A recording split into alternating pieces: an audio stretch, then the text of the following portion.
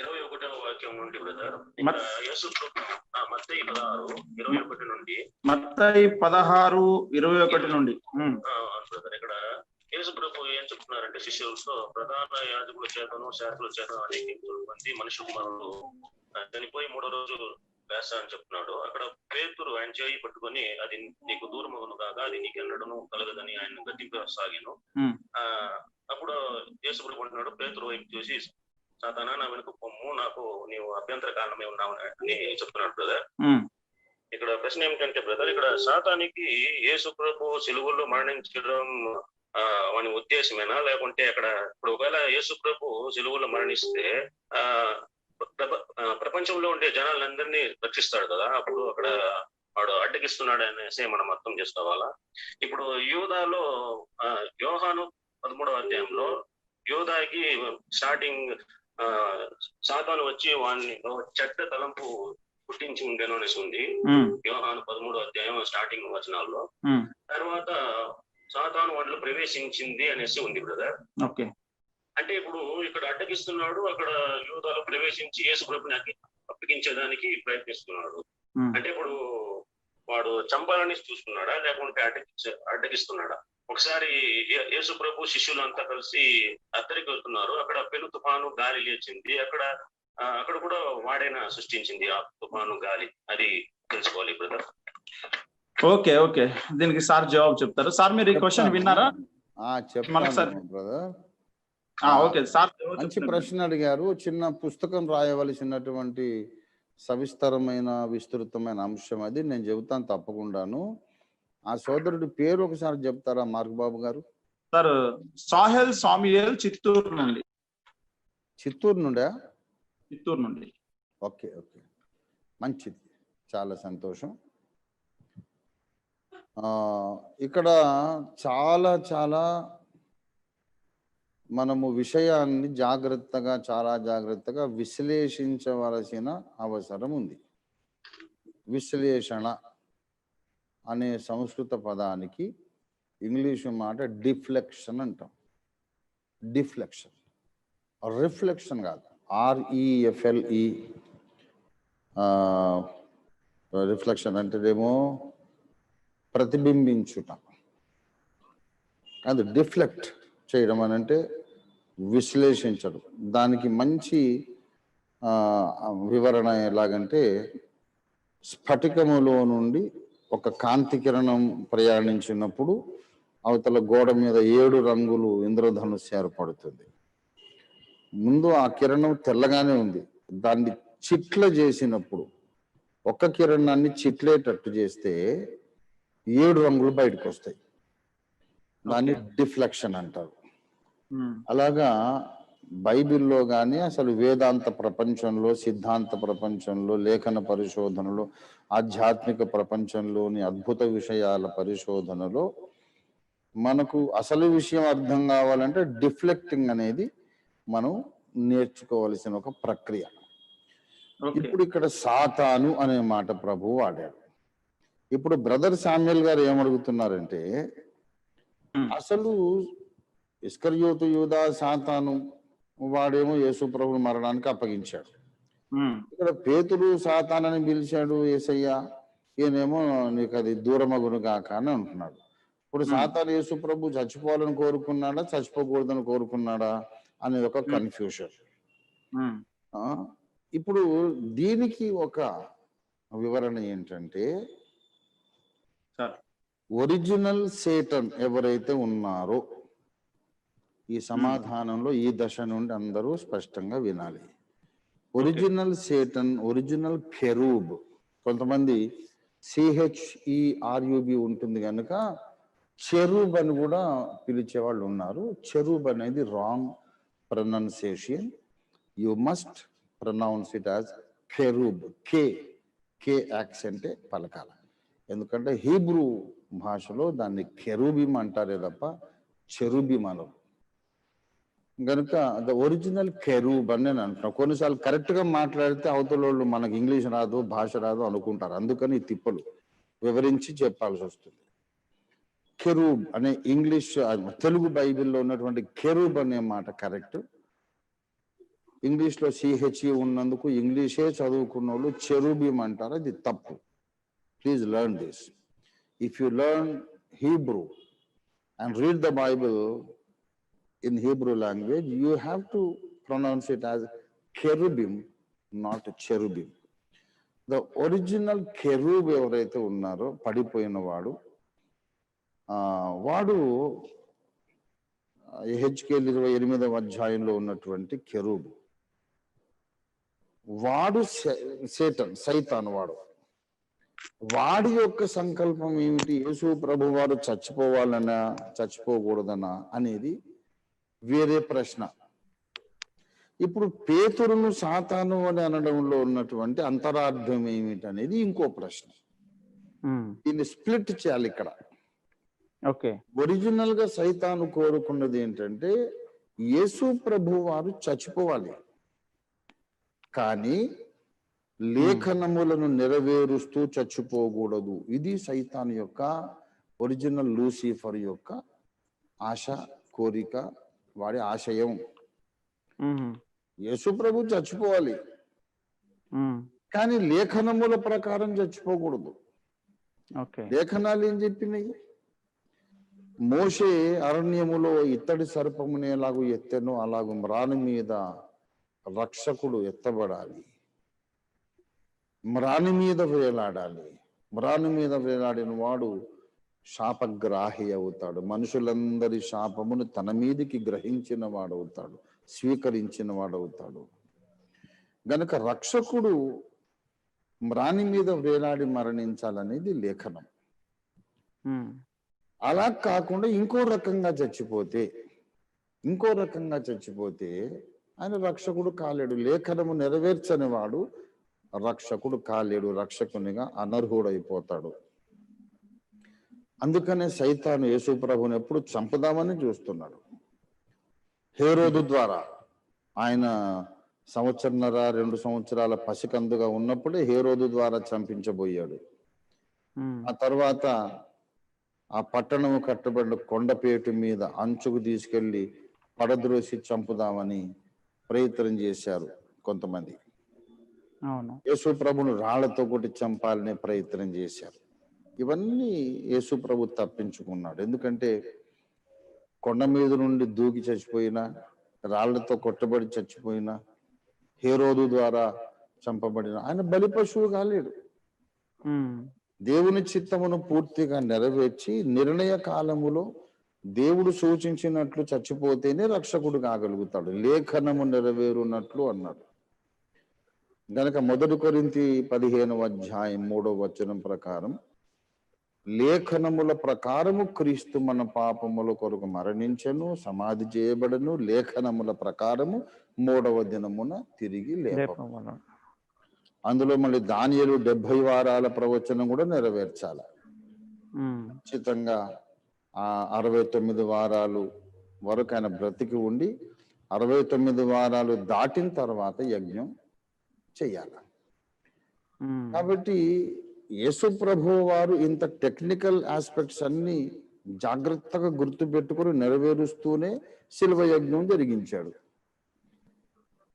శిలువ మీద అంత శ్రమలు ఆయన కూడా గుర్తొచ్చింది. ఇక అన్ని అయిపోయినాయి కదా, ఒక్క వచనం నెరవేర్చలేదు నేనని. వారు నేను దప్పికొన్నప్పుడు చేదు చిరకను త్రాగనిచ్చిరని దావీదు ద్వారా నేను ప్రవచింపజేశానుగా, మరి ఇప్పుడు ఇంకా ఆ కార్యం జరగలేదని అది గుర్తొచ్చి అప్పటికప్పుడు నేను దప్పికొనుచున్నాను, లేఖనము నెరవేరున్నట్లు యేసు నేను దప్పికొనుచున్నాను అన్నాడు అని యోహాను భక్తుడు రాస్తాడు. అంటే నేను దప్పికొనుచున్నాను అని ఉండకపోతే, చేదు చిరకను వాళ్ళు ఇచ్చి ఉండకపోతే కీర్తనల గ్రంథంలోని ఒక ముఖ్య ప్రవచనం నెరవేరకుండా పోతుంది. ఆ ప్రవచనం నెరవేర్చకుండా చచ్చిపోయిన వాడు రక్షకుడు కాలేడు. టిల్ ద లాస్ట్ మూమెంట్ ఆయన్ని డిస్క్వాలిఫై చేయించడానికి సైతాను ప్రయత్నం చేస్తూనే ఉన్నాడు. యేసు చచ్చిపోవడం సైతానికి చాలా ఇష్టమే, కానీ లేఖనములను నెరవేరుస్తూ చచ్చిపోకూడదు. అది వాడుకున్నటువంటి దుష్ట తలంపు. ఓకే, సరే, వాడి యొక్క దుష్ట కుటిల ప్రయత్నాలను అధిగమించి యేసు ప్రభు వారు లేఖనాలు నెరవేరుస్తూ మరణించాడు. లేఖనముల ప్రకారం మళ్ళీ 3వ దినం తిరిగి లేచాడు. గనక మనకు రక్షకుడయ్యాడు. అది విషయం. ఇక పేతురు సాతాను అని ఎందుకు పిలువబడ్డాడు అంటే, ఇంత దుర్మార్గుడైన ఈ సాతాను ఉన్నాడు చూశారు,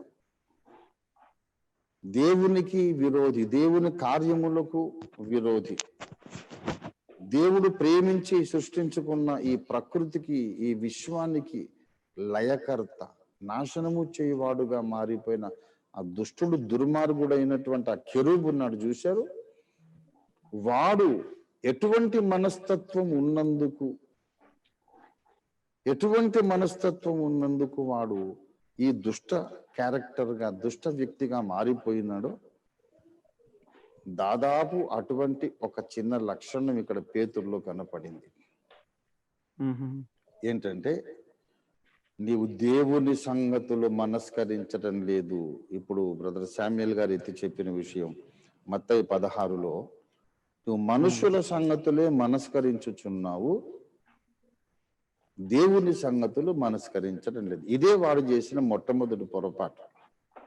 విషయాలను దేవుని పర్వ్యూ, దేవుని పర్స్పెక్టివ్, దేవుని దృక్కోణము నుండి చూడకుండా outside God's purview and perspective, ఒక క్రియేటెడ్ ఇంటెలిజెన్స్ యొక్క పర్స్పెక్టివ్ నుండి వాడు చూడడం మొదలుపెట్టాడు. దేవునిది uncreated intelligence, so it is bound to be perfect, nothing but perfect. కానీ created intelligences, they can be perfect or imperfect, right or wrong. 50% chances always are there. You can be right or wrong. Every time you need God's guidance.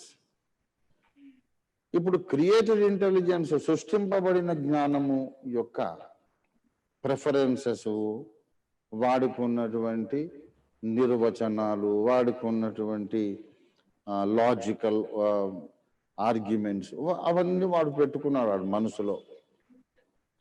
దేవుని తలంపులు గాక తన సొంత తలంపులు ఎప్పుడు వాడు entertain చేశాడు, దేవుని తలంపులు గాక వాడి సొంత అభిప్రాయములు ఎప్పుడైతే వాడు ఎంటర్టైన్ చేశాడో, అప్పుడే వాడు చెడిపోయే ప్రక్రియ ప్రారంభమైనది. దయచేసి యెహెజ్కేలు గ్రంథంలో వాడు చేసినటువంటి పొరపాటు మనం ఇక్కడ చూస్తున్నాం. యెహెజ్కేలు 28:6, దేవునికి తగినంత అభిప్రాయము కలిగినవాడా. 28వ అధ్యాయము యెహెజ్కేలు 2వ వచనంలో చివరి భాగం, నీవు దేవుడవు కాక మానవుడవై ఉండి దేవునికి తగినంత అభిప్రాయము కలిగి ఉన్నావు అంటాడు. వీడు దేవుడు కాడు, కానీ తానే దేవుడిని అయినట్టు ఆలోచిస్తాడు. ఇక తనకు తోచిందే మంచిదన్నమాట. నేను అనుకున్నదే మంచిది, నాకు న్యాయమైన తోచిందే మంచిది తప్ప, నా దృష్టికి న్యాయంగా కనిపించనిదేది అది న్యాయంగా అవడానికి వీల్లేదు. అంటే సెంటర్ అనేది ఇక్కడ దేవుడి సింహాసనం పై నుండి వీడి మీదకి వీడు షిఫ్ట్ చేసుకున్నాడు. The ruling self consciousness called God. అక్కడి నుండి వాడు ఆ డివైన్ ప్రామినెన్స్ అనేది వీళ్ళు సొంత మైండ్ లోపలికి వాడు షిఫ్ట్ చేసుకున్నాడు. నేను అనుకున్నది రైట్, నువ్వు దేవుడు కాదు, దేవుడు అలాగ అనుకోవాలి. నేను అనుకున్నది రైట్ అని దేవుడు అనుకోవాలి, నువ్వు అనుకోకూడదు.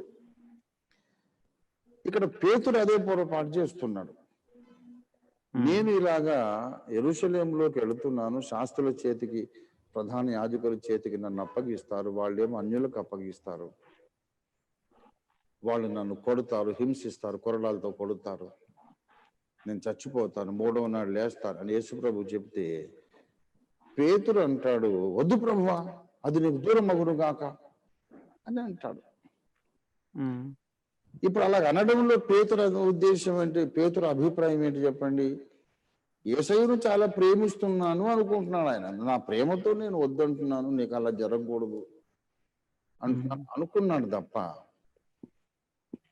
యేసును తన వంటి ఒక మనిషిగా ఎంచి ఆ గడియకు, ఆ నిమిషానికి, ఆ క్షణానికి ఒక ఆర్డినరీ పర్సన్ గా అనుకొని ఆయన రియాక్ట్ కావడమే తప్ప, తన ముందున్నది దైవావతారుడు అనుకుంటే నీకు అది దూరమగును గాక అనగలడా?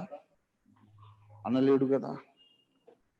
ఇప్పుడు అదేంటిది, నేను ఆయన్ని ప్రేమించి అన్నాను, ఎవరైనా ఇప్పుడు మనకు కావలసిన వాళ్ళు, మనకు ప్రియులైన వాళ్ళు ఎవరైనా నేను తొందరగా చచ్చిపోతాను అనిపిస్తోందిరా అని మన తాతయ్యలో, బామ్మగారు, మా అమ్మగారు, నాన్నగారు, తల్లో తండ్రు ఎవరో నా టైం అయిపోయింది కానీ నేను వెళ్ళిపోతాను దేవుడి దగ్గరికి అంటే, అయ్యయ్యో మా అమ్మగారు అంత మాట అనకండి, అశుభం పలకండి అని అంటాం కదా మనం. అవును. అదే ధోరణితో పేతురు కూడా మాట్లాడుతున్నాడు. అయ్యో యేసయ్య నువ్వు చచ్చిపోవడం ఏంటి, అంత దారుణమైన మరణం, యవనస్తుడి నో, అలాగా జరగకూడదు, ఆ దుర్మరణం నీకు రాకూడదయ్యా అని అంటున్నాడు ప్రేమతో.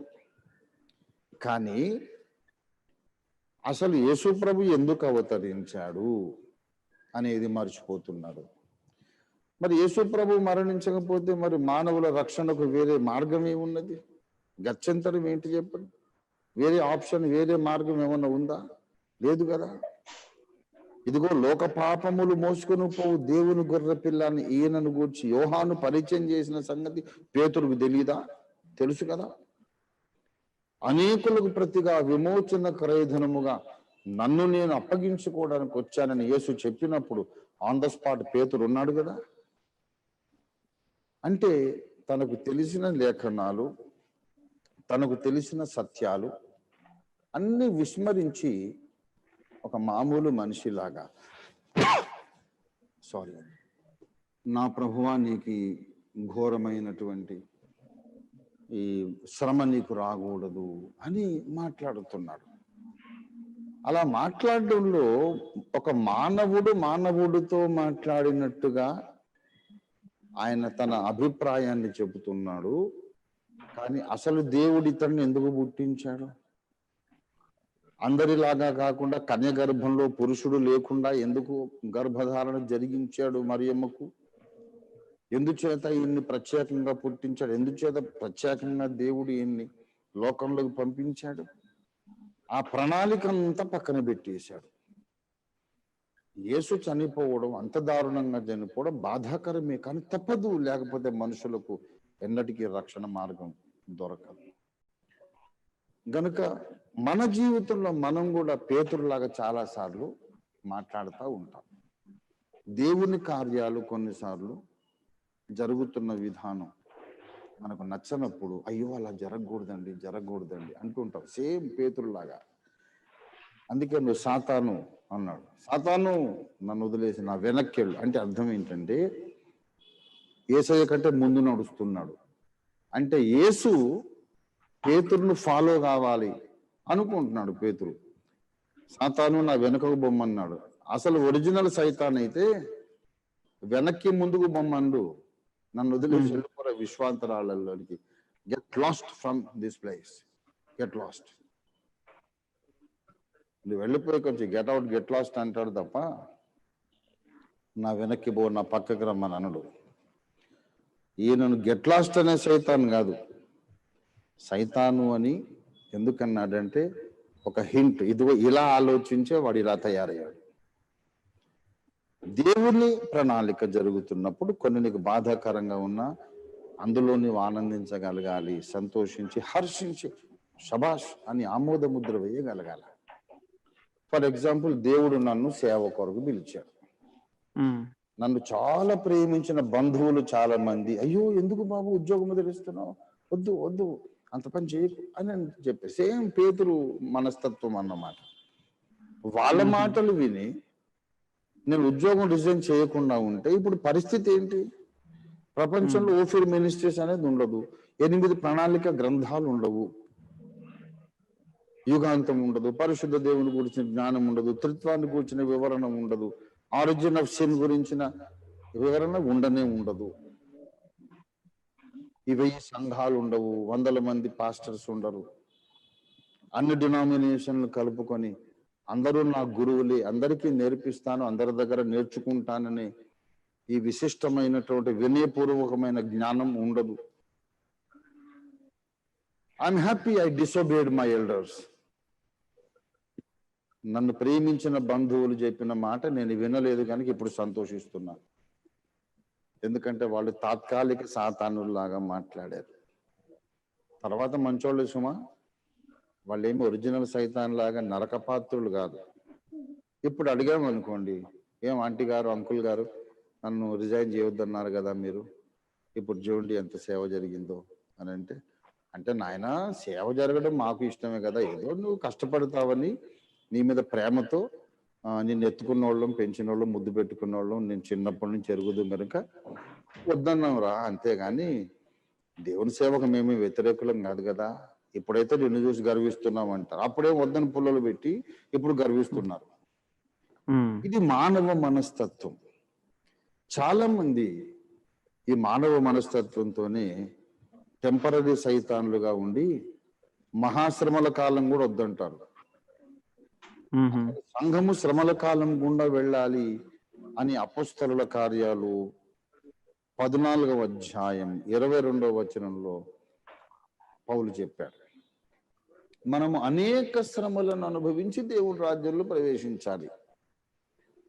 ఇప్పుడు చాలా మంది ప్రీ ట్రిబ్యులేషనిస్ట్ బోధకులు వాళ్ళు కూడా ఇప్పుడు టెంపరరీ సైతాన్ లాగా, పేతురు లాగానే మాట్లాడుతున్నారు. ఇంతకుముందు ఒక చోట నేను ప్రసంగం చేశాను, 3 రకాల సైతాన్లు ఉన్నారు, 3 విధాల సైతాన్లు. ఒరిజినల్ సైతాను, టెంపరరీ సైతాను, పర్మనెంట్ సైతాన్ అని. ఒరిజినల్ సైతాన్ ఏమో కెరూబు, పడిపోయిన కెరూబు. టెంపరరీ సైతాన్ ఏమో పేతురు. మనిషి అయి ఉండి పర్మనెంట్ సైతాన్ గా మారిన వాడు ఇస్కరియోతు యూదా. ఇంకా వాడు మళ్ళీ రికవర్ కాలేదు, ఆ సైతాన్ అనే స్థితిలోనే ఉండిపోయి నిత్యత్వం అంతా ఉంటాడు. ఇక పేతురు మాత్రం రికవర్ అయ్యాడు.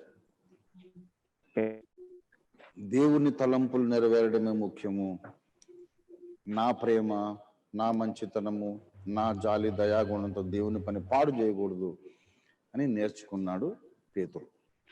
కనుక యేసయ్య నీకు సిలువ దూరమగునుగాక అన్న పేతురు తానే సిలువ వేయబడ్డాడు, తలకిందులుగా సిలువ వేయబడ్డాడు. అంతగా దేవుని చిత్తానికి లోబడిపోయాడు. యేసయ్య గద్దించాడు, నా వెనక రా, నువ్వు నాకన్నా ముందు నడవద్దు. Don't try to lead me, you learn to follow me. వెనక్కి వెళ్ళాడు, ఫాలో అయ్యాడు. వెనక నడుస్తూ నడుస్తూ యేసు ప్రభు సెలవు మీదకి వెళితే ఈయన కూడా సెలవు ఎక్కాడు. పేతురు సిలువ వేయబడి, తలకిందులుగా సిలువ వేయబడి హతసాక్షి అయినాడు. కనుక ప్రియులారా, అసలు విషయం ఏంటంటే సైతాను అనే ఒరిజినల్ సైతాను యొక్క తత్వాన్ని మీరు ఆలోచించడము అది వేరే అంశంగా ఉండాలి. మనుషులు సైతానుగా ఉన్న వాళ్ళు ఎందుకు ఉంటారు? తాత్కాలికంగా సైతాన్ లాగా మాట్లాడి దేవుని కార్యాలు జడగొట్టే వాళ్ళు, మారు మనసు పొందకుండా అలాగే ఉండి పర్మనెంట్ సైతాన్ అయ్యి ఇస్కరియోతు యూదాలాగా మారిపోయేవాళ్ళు ఇలాగ ఉంటారు. మనుషుల్లో కొంతమంది పేతురులాగా, విశ్వాసుల్లో, మనుషులను కాదు, విశ్వాసుల్లో, క్రైస్తవుల్లో, భక్తులలో. ఇప్పుడు ఈయన అపోస్తలుడే, వాడు అపోస్తలుడే కదా. అవును, యూదా అపోస్తలుడే, పేతురు అపోస్తలుడే కదా. గనుక శ్రేష్ఠ భక్తులలో కొంతమంది టెంపరరీ సైతాన్లు అవుతారు, వాళ్ళు పేతురు కేటగిరీ. శ్రేష్ఠ భక్తుల్లో కొంతమంది పర్మనెంట్ సైతాన్లు అవుతారు, ఇస్కరియోతు యూదా కేటగిరీ. అది విషయం. కనుక ఆ హెవెన్లీ క్రీచర్ అయినటువంటి వాణి ప్రణాళిక గురించి ఆలోచించడం వేరే అంశం.